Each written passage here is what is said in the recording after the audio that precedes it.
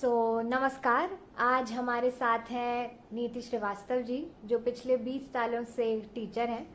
और जैसा कि आप लोग जानते हैं कि मॉडर्न टेल सीरीज का ये पहला वीडियो है, जिसका टॉपिक है कि शिक्षक का अपमान है शिक्षा का अपमान, टीचर्स बीइंग अम्यूज्ड इन ऑनलाइन क्लासेस। जैसा कि हम सब जानते हैं कि अभी इस कोरोना काल में सब घर बैठने पे मजबूर हैं और everybody is working from home. तो वो चीज़ें टीचर्स के लिए भी आई हैं कि टीचर्स को भी घर से काम करना पड़ रहा है, क्योंकि बच्चों की पढ़ाई रुक नहीं सकती है। मैम, आपके लिए ऑनलाइन टीचिंग का फॉर्मूला इंट्रोड्यूस हुआ होगा, फिर आपने भी ऑनलाइन टीचिंग में बहुत कुछ सीखा होगा, नई चीज़ें सीखी होंगी, कुछ शॉर्टकमिंग्स भी आई होंगी, कुछ परेशानियां भी आई होंगी। तो आपके अकॉर्डिंग आपके क्या क्या एक्सपीरियंस थे, the good ones and the bad ones, कि आपने क्या सीखा, कैसे सीखा और क्या क्या आपको परेशानी आई, प्लीज। हाँ, यदि हम सीखने की और उसमें क्या अच्छा रहा क्या बुरा रहा, तो दोनों स्थितियां हैं। जब हम कोई भी नया काम से जुड़ते हैं या नया काम प्रारंभ करते हैं, तो कुछ हमें उसमें परेशानियां भी आती हैं, तो कुछ उसकी अच्छाइयां भी होती है जिनसे हम प्रभावित होते हैं। तो वर्चुअल क्लासेस या ऑनलाइन क्लासेस की यदि मैं बात करूं, तो सबसे पहले तो हम लोग चूंकि कक्षा में जाकर ही सजीव कक्षाएं लेने के आदी है, वहां पर जाकर फेस टू फेस या आई कांटेक्ट करके बच्चों को पढ़ाने के ज्यादा आदी हैं। और अब वर्चुअल क्लासेस लेने की जहां बात आई, तो एक डर, बाप रे कैसे होगा, कैसे कर पाएंगे, इतने सारे विद्यार्थियों को कैसे जोड़ पाएंगे। तो शुरुआत में तो इतना डर लग रहा था, समझ में नहीं आ रहा था कि कैसे होगा। पहली क्लास हुई, उसमें भी जैसे तैसे क्लास ली। तो यदि मैं बात करूं बच्चों की, तो बच्चे तो हमसे ज्यादा टेक्निकली साउंड है, क्योंकि वो उन्होंने जन्म लेते ही सारी चीजें देखी हैं, तो वो तो हमसे ज्यादा स्मार्ट थे। तो अब हम तो जैसे तैसे वर्चुअल क्लास लेना हमने प्रारंभ किया एज ए टीचर। पता चला वहां तो बच्चा हमसे 10 गुना स्मार्ट बैठा हुआ है सामने, जिसको ये सारी टेक्निकल चीजें मालूम है।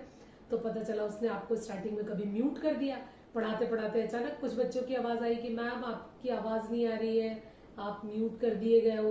अरे बाप रे, म्यूट कहाँ से कर दिया, कैसे कर दिया, अच्छा ठीक है चलो अनम्यूट हो गए। पता चला फिर थोड़ी देर बाद किसी बच्चे की कंप्लेन आ रही है कि मैम मुझे किसी ने रिमूव कर दिया, somebody removed me। अरे बाबा ये कैसे हो गया, मैं यहाँ से ले रही हूँ, मैंने क्लास अगर ऑर्गेनाइज की, कैसे कोई रिमूव कर सकता है। तो इस तरह की परेशानी जो है हम लोगों को देखने के लिए मिली। और कई बार नेटवर्क इशू रहा, कई बार होल्ड पर चला गया, तो समझ में नहीं आ रहा। और ड्यूरेशन वही मिला है आपको 30 मिनट्स का, तो 30 मिनट्स में क्वालिटी आप पढ़ाई बच्चों को करा पाए कि नहीं करा पाए, ये सारे दायित्व और सारे टेंशन्स के बीच में जो है ऑनलाइन क्लासेस चलती रही, जिसमें हमने बहुत कुछ सीखा खुद के माध्यम से, विद्यालय के सपोर्ट से, और सच कहूं तो विद्यार्थियों के माध्यम से हमने सबसे ज्यादा सीखा। ओके मैम, तो आपका एक्सपीरियंस वाज गुड भी और थोड़ा सा बैड भी, आपने कुछ सीखा भी और बच्चों ने परेशान भी किया। बच्चों से ही रिलेटेड मेरा नेक्स्ट क्वेश्चन था कि जैसे आपके लिए भी ये सब एक नया एक्सपीरियंस था, आपको भी कुछ नया सीखने मिला इससे, तो कुछ हद तक बच्चों के लिए भी ये सब नया ही रहा होगा। तो ऑनलाइन क्लासेस के लिए बच्चों का क्या रिस्पांस था, कि बच्चे कैसे इसके लिए रेडी थे या उनको कुछ प्रॉब्लम्स आई, आपके अकॉर्डिंग कैसे उनने रिस्पॉन्ड किया? हाँ, स्कूल ने बच्चों को भी थोड़ी सी ऑनलाइन ट्रेनिंग दी। और यदि हम ये कहें कि आज का जो बच्चा है वो इन टेक्नोलॉजी को यूज करने में हमसे ज्यादा स्मार्ट है, तो इसमें कोई हेजिटेशन नहीं है, हम ये खुलकर इस चीज को एक्सेप्ट कर लेते हैं, क्योंकि उसने जन्म ही ऐसे एटमॉस्फेयर में लिया है जहां वो सारी चीजें उसे मिल रही हैं। लेकिन ऐसा नहीं है कि 100% बच्चों के पास ये सारी सुविधाएं हैं और ये बहुत इन चीजों के हैबिचुअल और इसको आसानी से प्रयोग कर सकते हैं। कुछ पेरेंट्स अफोर्ड कर पाते हैं, लेकिन वो इन चीजों से बच्चों को दूर रखते हैं। उनको लगता है कि नहीं यार, उतना ही इनको यूज करने के लिए जो जितना थोड़ा बहुत इनको काम आ सकता है।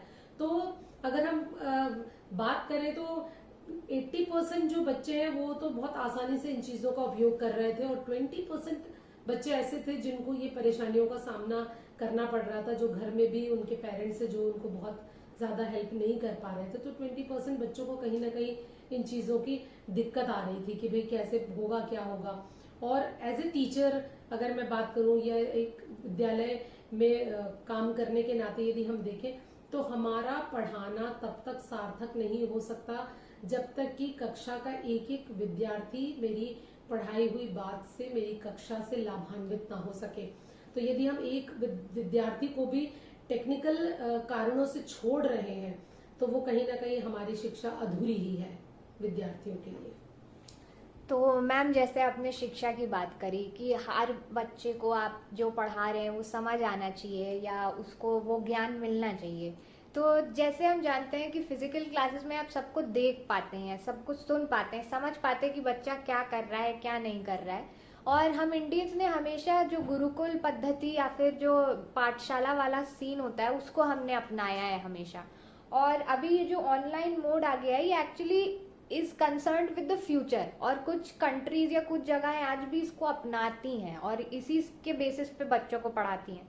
तो आपको क्या लगता है कि हम भारतीय कभी इस चीज को अपना पाएंगे या हम भी फ्यूचर में भी कोरोना के बाद भी इसको यूज कर पाएंगे ऐसी जैसी अभी हम कर रहे हैं?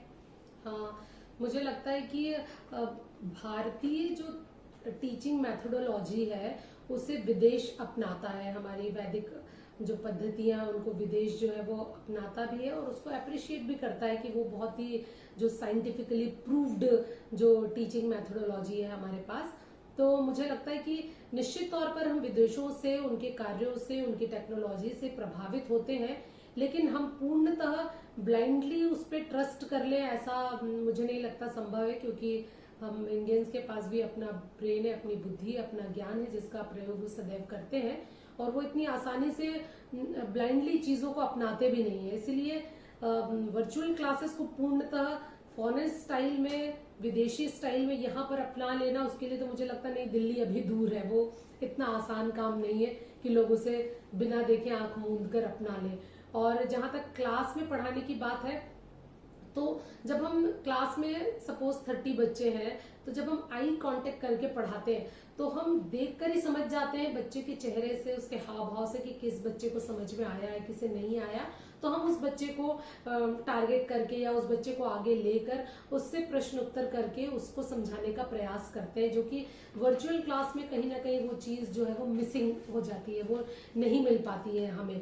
लेकिन समय का तकाजा वही है कि जो आपको मिला है, जो कठिन परिस्थितियों में आपके सामने आया है, आपको उसके साथ चलना है, उसके अलावा कोई और ऑप्शन आपके पास नहीं है। Exactly ma'am.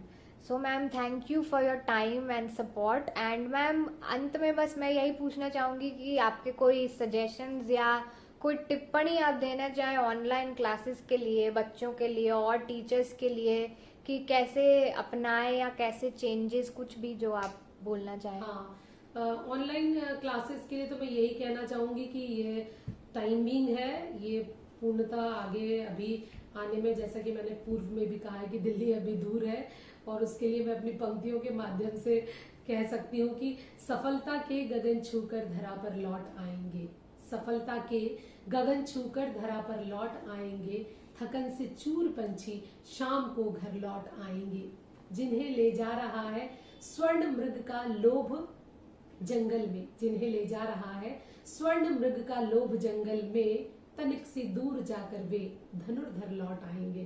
तो ये टाइम बीइंग है चीजें, इसको उसी तरह से अपनाएं, क्योंकि ये वापस जैसा कोरोना काल यहाँ से चला जाएगा तो हम जैसे पूर्व में कक्षाएं ले रहे थे वैसे ही लेंगे, बच्चों के साथ आई कांटेक्ट करके क्लास में।